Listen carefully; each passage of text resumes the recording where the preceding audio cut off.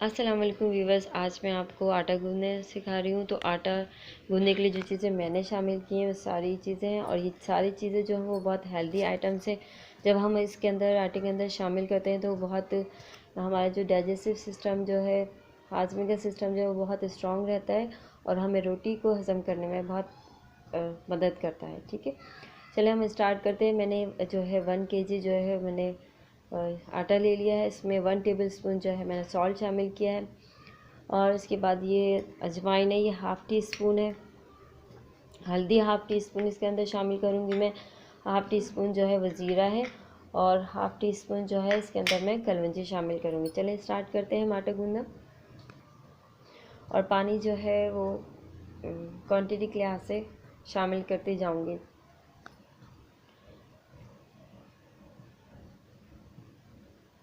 یہ ساری چیزیں اس کے اندر شامل کر دی جائیں گی آٹے کے اندر، اور پھر ہلدی جو ہے وہ ہیلدی آئٹمس میں آتا ہے۔ ٹھیک ہے، آپ شامل کر دیجیے ساری چیزیں اس کے اندر۔ اور اس کے بعد ہم سالٹ جو ہے لاسٹ میں شامل کریں گے، کیونکہ اس کی ریزن میں آپ کو بعد میں بتاؤں گی کہ سالٹ آخر میں کیوں شامل کیا جاتا ہے۔ چلیں ہم اس کو گوندھنا اسٹارٹ کرتے ہیں۔ تو ساری چیزوں کو اچھی طریقے سے مکس کر لیجئے۔ تھوڑا تھوڑا پانی ڈال کے اسے گوندھیں۔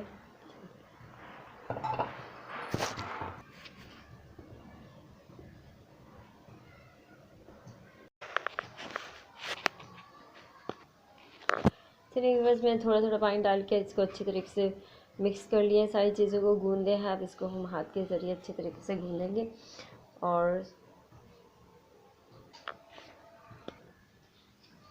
ٹھیک ہے ویورز، ہم نے اس کو اچھی طریقے سے گوندھ لیا۔ اب اس میں لاسٹ میں ہم سالٹ شامل کریں گے اس کے اندر، کیونکہ اگر ہم لاسٹ میں اس میں شامل کرتے ہیں تو پھر آٹا جو ہے بہت اچھے طریقے سے گوندھتا ہے، اور اگر ہم بیچ میں ڈال دیں آٹے کے اندر تو پھر وہ آٹا جو ہے وہ سخت سا ہو جاتا ہے۔ تو اسٹارٹ کرتی ہوں میں اس کو گوندھنا۔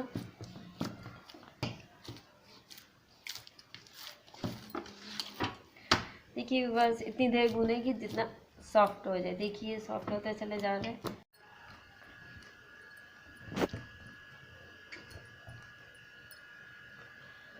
دیکھیے ویورز، یہ کتنا سافٹ ہے۔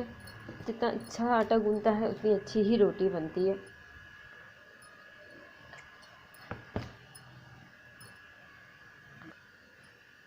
ٹھیک ہے ویورز، یہ بالکل ریڈی ہو چکا ہے، دیکھیں۔ اور اب میں اس کو ڈش میں نکالنے جا رہی ہوں۔